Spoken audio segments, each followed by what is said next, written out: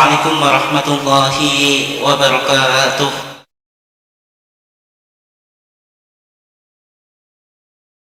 Alhamdulillahilladzi amarna bitafaqquhi fid din.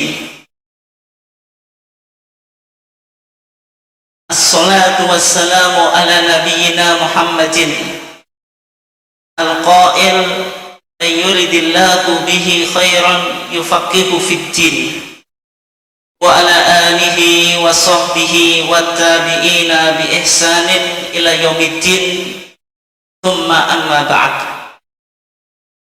Yang saya hormati pimpinan cabang Muhammadiyah Ujung Pangkah, Takmir Masjid Taqwa, Kepala Desa Banyu Urip, Bapak-bapak, ibu-ibu sekalian, jamaah kajian karimah PCM Ujung Pangkah yang dimuliakan Allah. Alhamdulillah, pada pagi yang cerah ini kita diizinkan oleh Allah Subhanahu wa Ta'ala untuk memiliki kesempatan tafaqquh fid din, mendalami agama melalui sebuah majelis yang insya Allah dimuliakan Allah, yaitu majelis kajian karimah PCM Ujung Pangkah. Salawat dan salam semoga senantiasa terlimpahkan kepada uswah kita, qudwah kita, Nabiina Muhammad sallallahu alaihi wasallam, warganya, sahabatnya, dan seluruh orang yang mengikuti sunnahnya sampai hari kiamat. Bapak dan ibu sekalian, jamaah kajian karimah PCM Ujung Pangkah yang dimuliakan Allah, insyaallah materi yang kita akan kaji dan kita akan dalami 1 jam ke depan, insyaallah kita akan bicara tentang manhaj tarjih sebagai pilar media dakwah dan cerahan.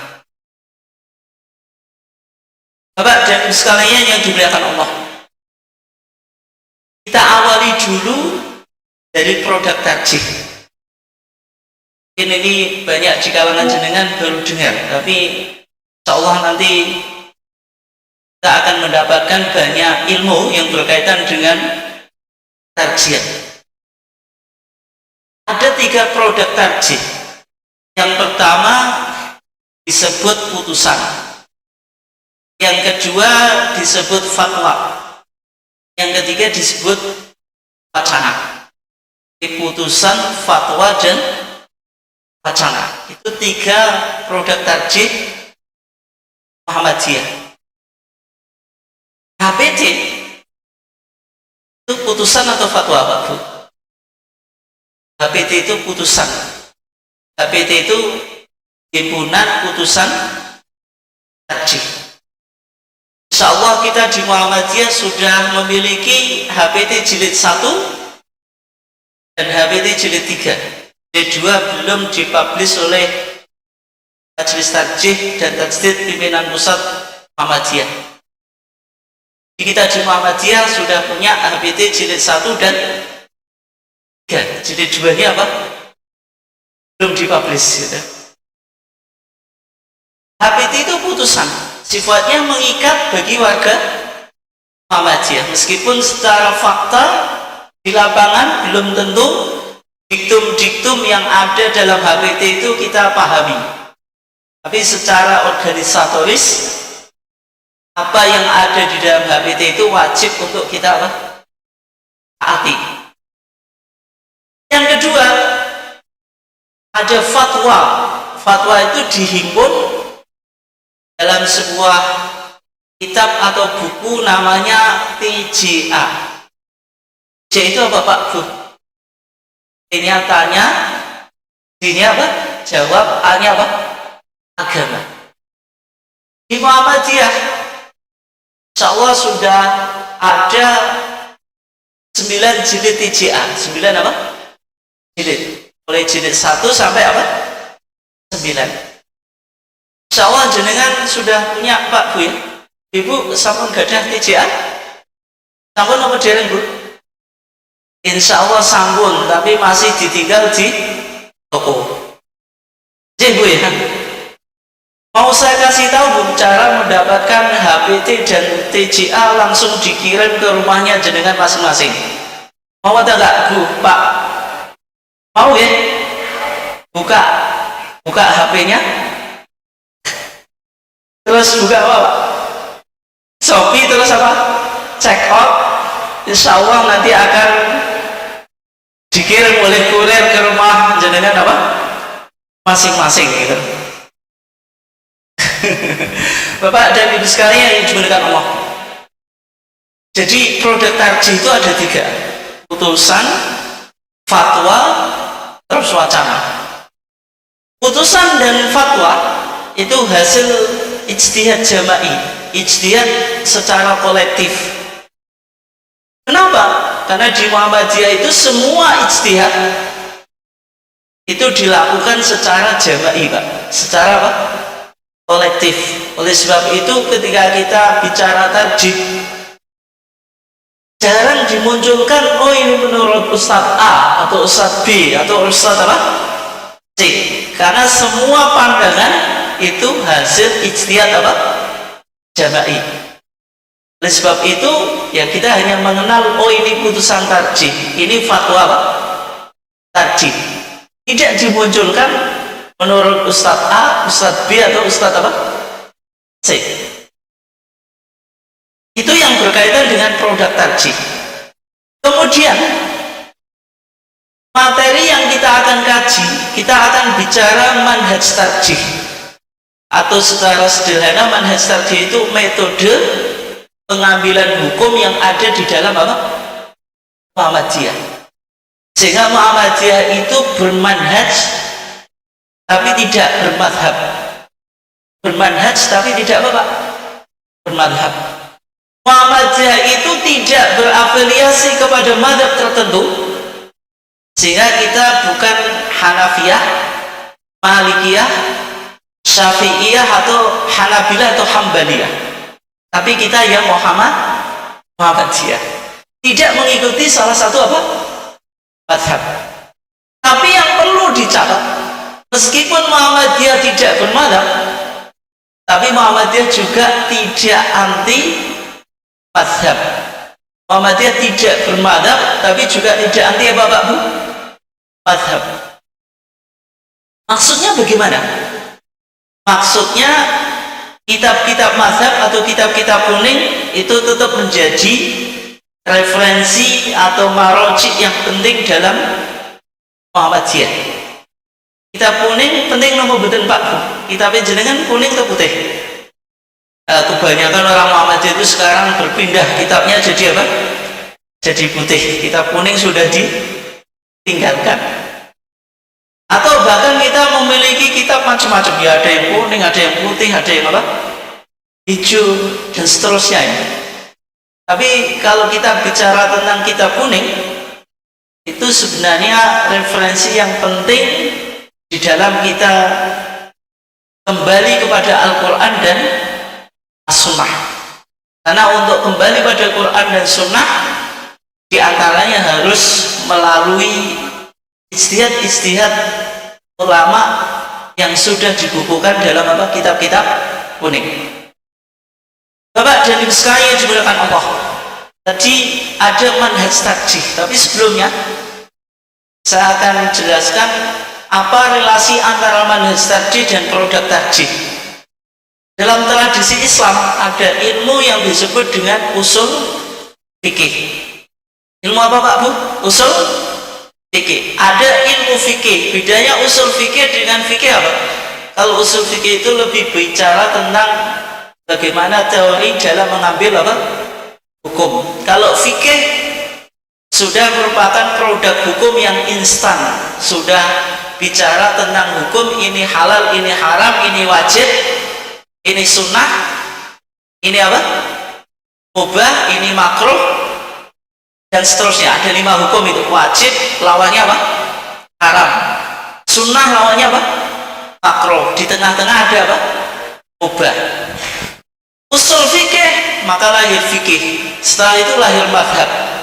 Mazhab yang populer ada 4 mazhab itu. Mulai yang tertua yaitu mazhab apa?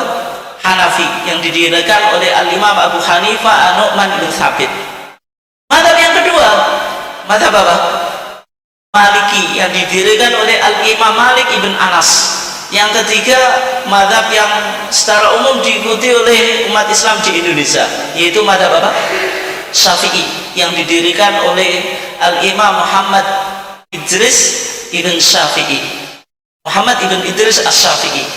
Kemudian yang keempat yaitu mazhab Hambali, mazhab yang secara umum diikuti oleh kerajaan Arab apa? Saudi. Kalau jenengan haji dan umroh di sana, jenengan ketika sholat di Masjidil Haram atau di Masjid Nabawi kunut subuh atau enggak Pak Bu? Enggak. Berarti sana Muhammadiyah atau enggak? Muhammadiyah ya? Ya, itu bukan karena sana Muhammadiyah, karena ke sana mazhabnya apa? Hambali. Mazhabnya apa? Hambali. Karena dalam konteks kunut subuh itu 2 mazhab mendukung kunut subuh, 2 mazhab anti kunut subuh. Yang mendukung kunut subuh mazhab apa Pak Bu? Mazhab Hanafi dan Hambali. Mekah itu secara umum kan mazhabnya apa? Hambali. Oleh sebab itu kalau subuh yang enggak kunut apa? Subuh. 2 mazhab mendukung kunut subuh, yaitu mazhab Syafi'i sebagaimana yang dipraktikkan oleh umat Islam di Indonesia, dan juga mazhab Maliki. Meskipun 2 mazhab ini mendukung kunut subuh, tapi tempat kunutnya berbeda. Kalau mazhab Syafi'i itu setelah apa? I'tidal, Rabbana walakal hamd. Terus apa Pak Bu? Allahumma hdina fiman hadait, wa afina fiman afait, wa tawallana fiman tawalait. Kok hafal semuanya ya? Mantan atau gimana itu? Mantan ya? Oke. Itu tempat kunut dalam mazhab apa? Syafi'i, dilakukan ketika i'tidal di rakaat yang kedua. Tapi kalau mazhab Maliki, kunut subuhnya itu setelah baca surat. Setelah baca apa? Surat di rakaat kedua sebelum rukuk. Bapak dan Ibu sekalian yang dimuliakan Allah. Jadi kalau dalam tradisi Islam ada usul fikih melahirkan fikih, fikih melahirkan mazhab. Di Muhammadiyah metode pengambilan hukum itu disebut manhaj tarjih. Manhaj tarjih melahirkan produk hukum namanya HPT dan TJA. Kemudian melahirkan paham agama apa? Muhammadiyah. Paham agama apa? Muhammadiyah. Bagaimana Muhammadiyah beragama? Oleh sebab itu Bapak dan Ibu sekalian yang dimuliakan Allah, kalau kita bicara tentang manhaj tarjih Muhammadiyah secara singkat atau sederhana, yang disebut manhaj tarjih itu, manhaj itu artinya metode atau thariqatut tafkir. Kemudian tarjih itu yang makna asalnya itu mengambil dalil yang kuat dan meninggalkan dalil yang tidak apa? Kuat, atau memilih salah satu mazhab atau pendapat yang dianggap apa? Kuat, tapi tarjih di dalam Muhammadiyah itu maknanya ijtihad, maknanya sama atau hampir sama dengan apa? Ijtihad. Ijtihad itu apa Pak Bu? Yaitu bagaimana kita merespon persoalan melalui dalil Quran dan Sunnah, dan bahkan kadang ada persoalan yang kita respon tapi ternyata nggak ada dalil Quran dan Sunnahnya secara eksplisit. Itu yang disebut dengan apa? Ijtihad. Misalnya hukum mentaati lalu lintas Pak. Hukumnya wajib atau enggak Pak? Ini bapak-bapaknya, jenengan kalau berkendaraan ada lampu lalu lintas itu, mentaati lampu lalu lintas itu wajib atau sunnah atau mubah Pak Bu? Yang betul. Jenengan sering melanggar gitu kok. Kamu wajib.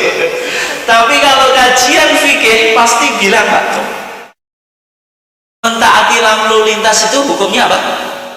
wajib. Padahal ada dalil Quran dan sunnahnya atau enggak? Dalil khusus loh Pak. Enggak ada. Paling dengan dalilnya apa? Atiullah wa atiur rasul wa ulil amri minkum. Tapi itu kan enggak dalil khusus. Dalil eksplisit kan enggak toh. Tapi yang jelas fikih lalu lintas atau fikih lalu lintas dalam perspektif Islam itu pasti mendukung apa? Bahwasanya mentaati lalu lintas itu hukumnya wajib. Kenapa? Karena sesuai dengan salah satu dari maqasid syariah, tujuan syariah, bahwasanya syariah itu berupaya untuk apa Pak? Hifdzun nafs, menjaga apa? Jiwa, supaya tidak terjadi kecelakaan, maka wajib mentaati lampu apa? Lampu lalu lintas. Itu contoh istilah tarjih di dalam Muhammadiyah itu mengalami perkembangan apa Pak? Makna yang dulu hanya pada memilih dalil yang kuat atau pendapat mazhab yang kuat, tapi sekarang maknanya apa? Sama atau hampir sama dengan ijtihad. Sama atau hampir sama dengan apa? Ijtihad.